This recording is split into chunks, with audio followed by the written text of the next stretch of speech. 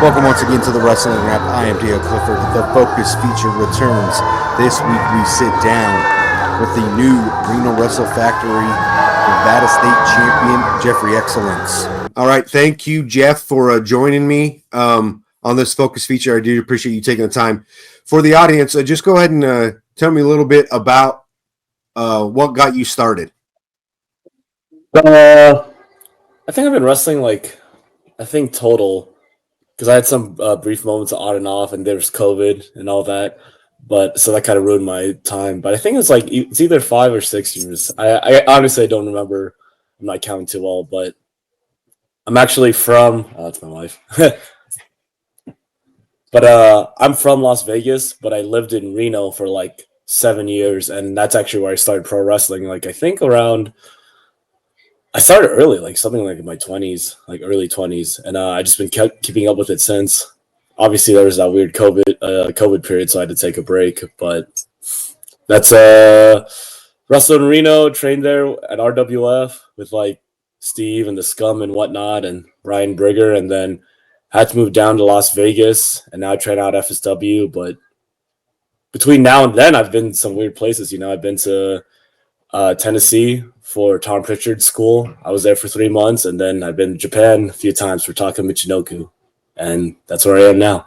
We're coming off of you here locally, regaining RWF's Nevada State Championship, which you had when I first started covering the show a year ago. And What I find kind of interesting is when you had it original, or I won't say originally, it's when you had it when I started the show, it was you were kind of working as a heel character with a manager at that point. It was you did lose the title. So you had to regain it. Yeah. So I'm just going to use that a little bit for this question of, do you like working more as the good guy or the bad guy, or do you kind of just let it play out however it goes? It's wrestling, so kind of just going off what the natural reaction of the people are. But I feel typically just working as a face, I feel I'm starting to hit my stride on that. I feel I feel comfortable being a face out there, because that's how I think a lot of people start off doing baby face unless they have a certain look. But when I started out, I was face, and I wasn't sure what to do to get the crowd really behind me. So that's why I kind of like being a heel, just because if you cheat, it's kind of obvious what you're doing or what you're trying to put out there. But then nowadays, I think I'm starting to better understand what it's like to be a true baby face, and I feel I'm better at that now. So that's what I prefer. And what made you settle on kind of the gimmick name Geoffrey Excellence? That's actually a good story. It was in RWF, but their name was Joey Smoke, right? But it was just a rib, right? Because I didn't know what my name was gonna be, so I kind of just threw random stuff out there. I was honestly just gonna start using my real name. There was another Jeff at the school, but he was a ref, right? So they called him Ref Jeff, and I didn't want to be a ref, right? So just to make the distinguish, they were calling me Chef Jeff, right? And then Carl would say it too, and then they were referring to me as Chef Jeff. And then one time, it was Cody or Smoke or one of the guys, but they're "Oh, you're Chef Geoffrey Excellence, you're a cook, right?" Because I used to work in the college cafeteria when I was in school, to pay the bills. But I don't know. I just said the name Geoffrey Excellence. I was hey, that's. I didn't want the chef part, obviously, because it didn't make sense to me. But Geoffrey Excellence, I was that doesn't sound so bad, and then I just kept it ever since. That's interesting. Obviously, I trained there for a little bit too. It was and part of some of the early aspects is trying, one of the first things they want you to do is try to come up with a character, is a character name and a backstory. And I really didn't have much of one, so it's just fun to listen to your story on kind of where the ideas for names come from too. I think for some people it's just really natural. I remember this this friend of mine, oh god, I hate him, but he had this whole book, a whole essay planned out of his character and starting storyline when he opens up. And then I'm just like, dude, you already thought of all this and you haven't even like learned how to roll yet. It's kind of crazy. Because for me, it's like it was the opposite. Like I wanted to learn all like the fundamentals, but I could never. I don't know. The creativity and the storyline stuff is like was kind of lost on me. So it's just weird how it's different for other people. The other person that I trained with before shifting to RWF, when realizing that my time was going to be better spent with those guys, I think was the guy that was a little bit more into the full story of everything before the actual wrestling of everything. Yeah. I think both matters, but it shouldn't just be one all the time, I do think you gotta kind of learn the fundamentals first. Yeah, I agree. Let's see. So obviously you did regain the championship as we talked about. So walk me through as much as you want to that match, a little bit of what's it like to work a 4-way. Man.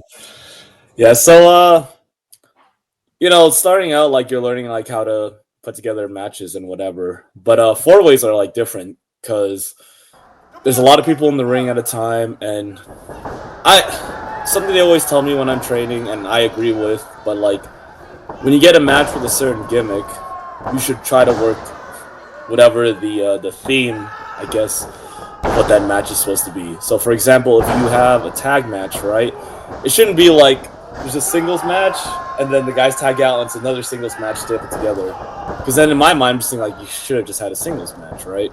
So in that same train of thought, if you're gonna have a 4-way match, you gotta have like a match that involves a lots of physicality, that involves all 4 guys all the time.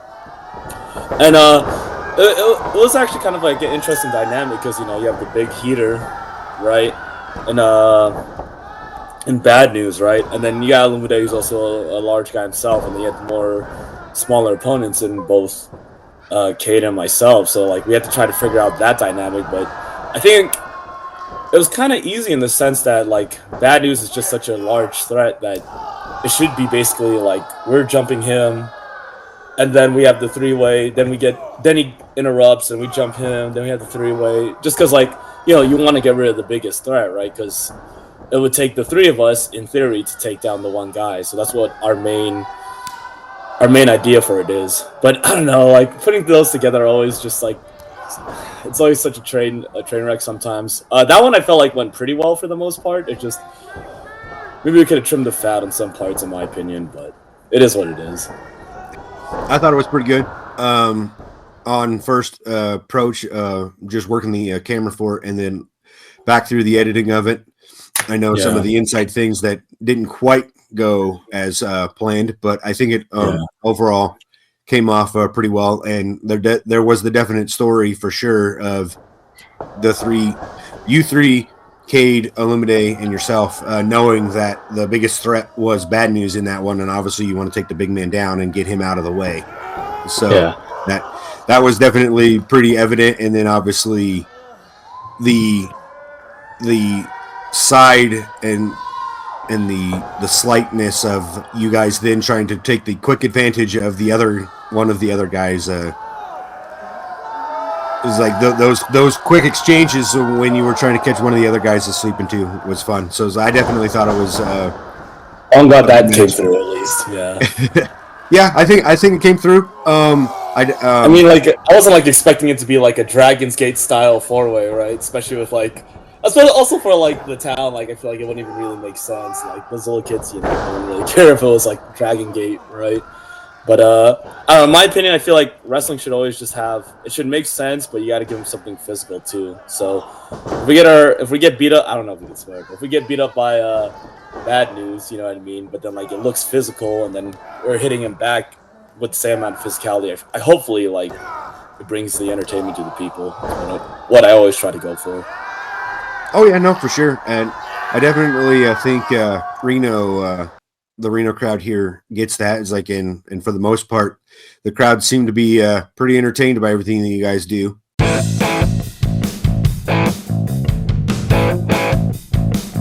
And it's indie wrestling, so obviously you're not locked into one particular company all the time, but you you worked pretty consistently with RWF, but then you stepped away and went up to Japan. So kind of what was that? So what's it kind of like what's the Japan atmosphere like? Right. It's really different as you'd expect, just because it's a totally different culture, right? But there are a lot of things about the Japanese style of, or rather, the Japanese independent scene I like. But I think it's, I align with the culture a lot more too, just because I'm Asian too, I think.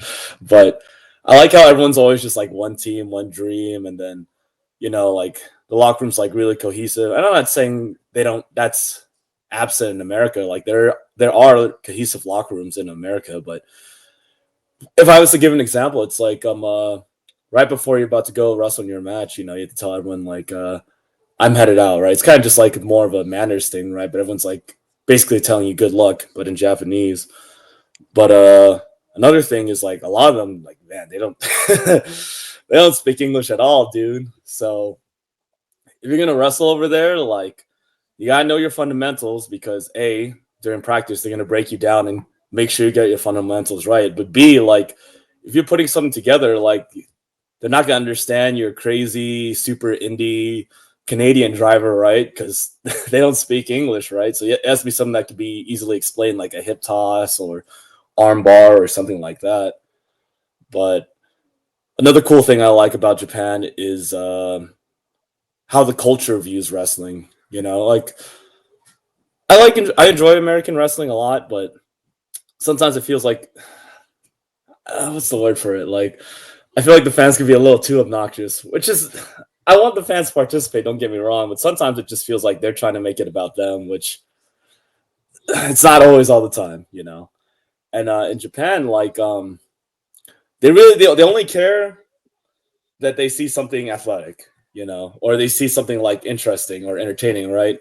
And they're so focused on their manners too. Like, let's say I'm having a match with someone, and then we do our quick thing, we run our spot, we hit all the notes, and then bam, it ends. Then you hear like the big shower of applause. Like, it's not that they don't want to it's not like they don't interrupt, but like they're waiting for the whole thing to finish and then they applaud. That's how well they are in the manners. But everyone like treats you so well if you're a wrestler, and then like they still like do the magazines and all this. Like it's just very popular over there, I guess. And then they have like the sponsorship dinners too, and they try to take care of you. It is a lot of work though. I will say that it's not like it's not earned. Like it's kind of a tangent, but in America a lot, like when I go to like an independent promotion, like whoever their top guy is, they'll just show up like maybe an hour before over the bell, right? They have their match and then they piss off and go home. I'm just like, okay, whatever, man.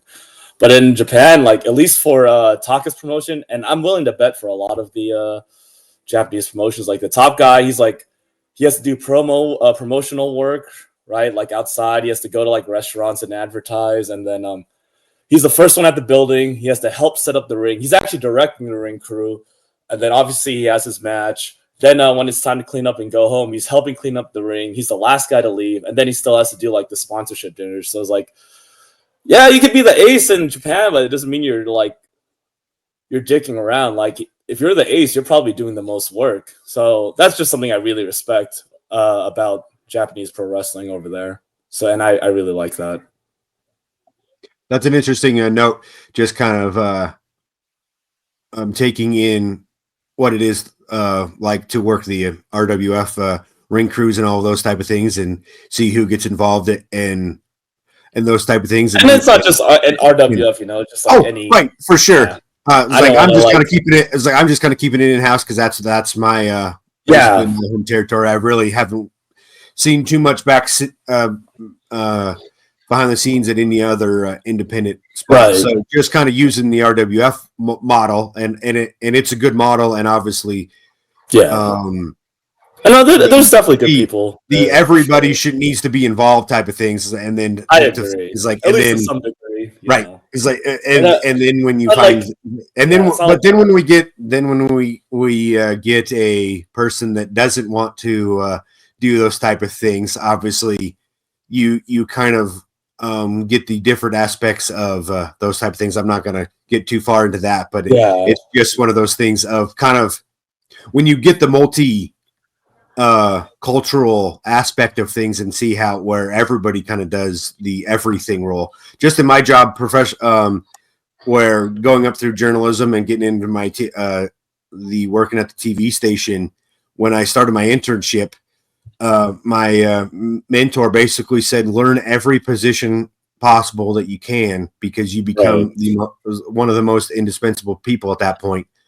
So that's just kind of the way I take it. Because I learned everything, I'm going to treat every part of that with respect, and then make sure that I'm not just standing around watching other people do stuff too. So, no, I appreciate. I mean, and honestly, like for you specifically, I wouldn't expect you to like be setting up the ring, really, just because, like I said, if you're on the show, I feel like it should be expected you do some stuff.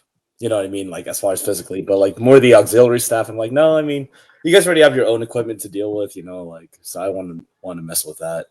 I do want to say, like, and I don't want to like sit here and like sing high praise of Japan like it's perfect, right? Like, because nothing's perfect. Like, if I was to talk about the style, like, there's cool stuff about it, but sometimes I feel like it gets a little too involved in like lucha wrestling. Because they take a lot of influence from lucha. Well, some promotions do, but or at least the more modern style. And sometimes when I watch a sequence, I'm like, this kind of doesn't make sense sometimes. But you know, I'm just like, hey, I'm the guest there, so I'm not gonna tell them, hey, in America we do it like. I feel like that's an easy way to get yourself like heat, and not they would understand it anyway, right? Because they don't speak English that well. But let's see. So obviously you work FSW and RWF. And which I found a very fun, just the inside business here, because obviously you won the Royal Flush Rumble for RWF, which again, all different companies do all different things. It's like, and this is just me internally spinning for me covering two local promotions. When you go win a battle royal there, and then you make this surprising appearance at Hood Slam's Rumble by the River. Right, yeah. And you basically didn't even work very long. Do you work I was there for a cup of coffee. No, not really. I think okay. I could be wrong. No, I'm pretty sure that was no. That was like the second ever time I did something for Hood Slam, but I think the other one was also a battle royale. But okay. No, like you know, my friends Elena and Pookie, like they just asked me about it, and then they asked their promoter, right? And then I just came in, did that really short shot, and then just helped put away the ring. That was basically it. But yeah, they said they liked what they saw. I was just like, it wasn't even it was just like a cup of coffee, not really much, but right. But I just kind of wanted to like highlight that in just the aspect of you are fairly, I like, for what it's worth, again, it's like it's the Reno area kind of knows who you are a little bit. It was like because of RWF. I hope at least by now. hopefully, yes. It's like, and then obviously you show up to do that. You do get pretty over with the entrance. I love your entrance music too. It's like I do think it's a great choice. Do something right at least once. But yeah, I was like, and then again, the inside baseball thing of you come out of one promotion winning a Rumble, and then you show up, and then you show up at another one, and you don't even make it into the ring, right? Inside baseball thing has no relevance whatsoever. I just thought it was pretty funny. It's very wrestling, you know. But your power level at one promotion isn't the same at another.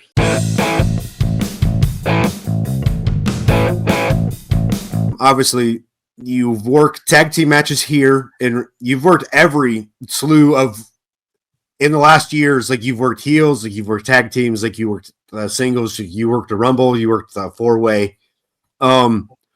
What is kind of the best match that you would like to work? Is it just a singles match? Do you think that's the best way to like showcase everything?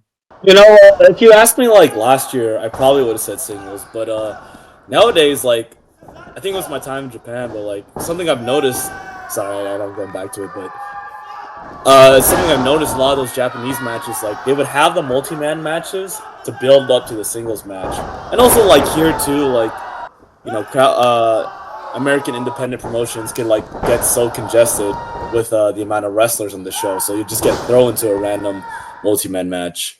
I am fortunate enough at RWF that I do get a more featured spot, so I could get those singles or tag matches, right? But I still think I prefer singles just because, my ego tells me like, oh, I want to be focused on, right? I want it to be like my match. But also like I think I'm getting better at multi-mans, and I think it's important to be good at multi-man matches because you're more, unless you're Hogan or Cena, right? You're more often than not going to be thrown into multi-man matches. So I think if you can be in a multi-man match, whether it's like a four-way scramble or whatever tag match, like random put together tag match, and you can make yourself shine and make yourself notice, I think that'll lead to something else, so on and so forth. That'll lead to another opportunity. Then hopefully eventually it'll lead to that singles match.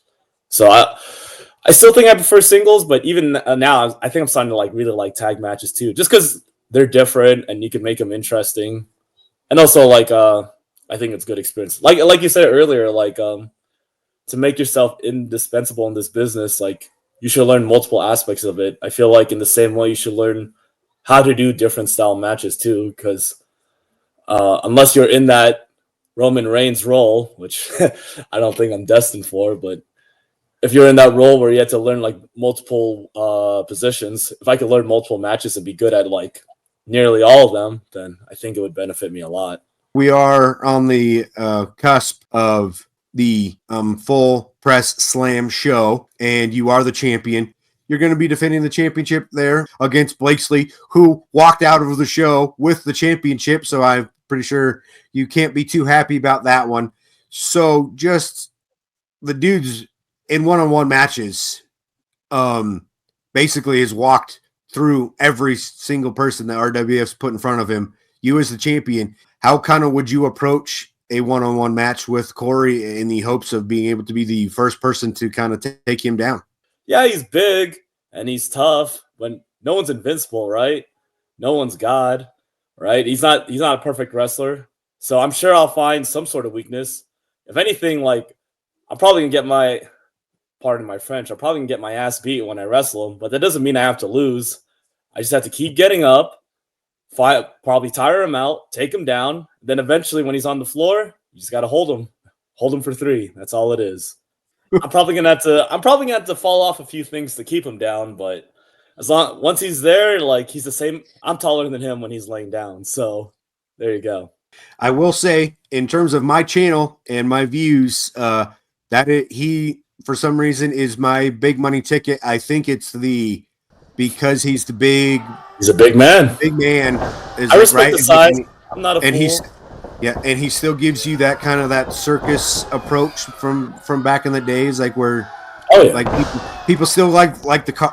It's the crazy aspect of people like the car wreck, right? You don't want to be in it, but you like watching it, right? So it's like he delivers the car wreck. He's a walking car wreck, that's for sure. I enjoy when you come to town and work RWF. I know those that in attendance do. I hope that the crowds can grow here in Reno and watch you guys work, because I do think you guys do provide a good independent resource here. I would like to see it grow in Reno.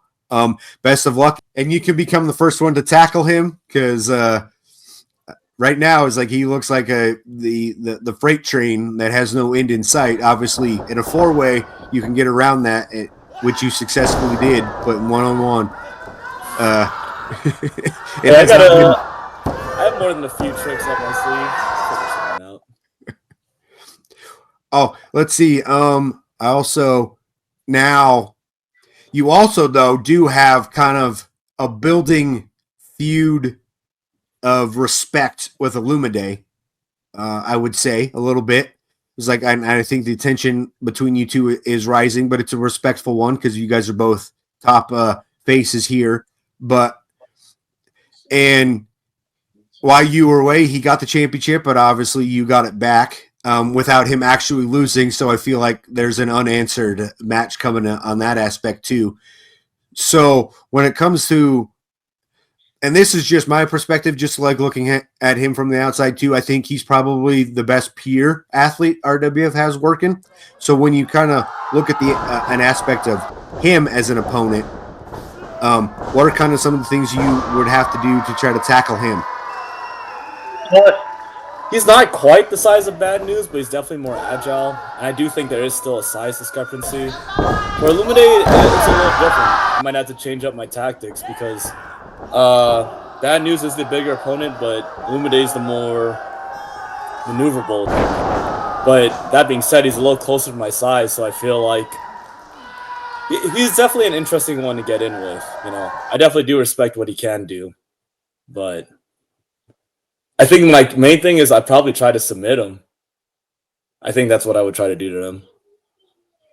To catch him off guard, you know what I mean?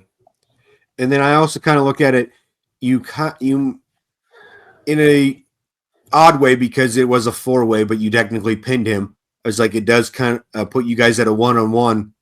So I feel like you would have another match down the line, possibly set up too, with Cade. So what's it like to work with Cade and knowing that I think there's still a score to settle there? Because in 1-on-1 matches, he has the upper hand on you because obviously you did get him in the 4-way, but he did get you. He did get you in the 1-on-1. Yes, he did. You know, Cade and I have a lot of history, right? Like we've had a fair amount of matches together, both in Reno and even out of Reno.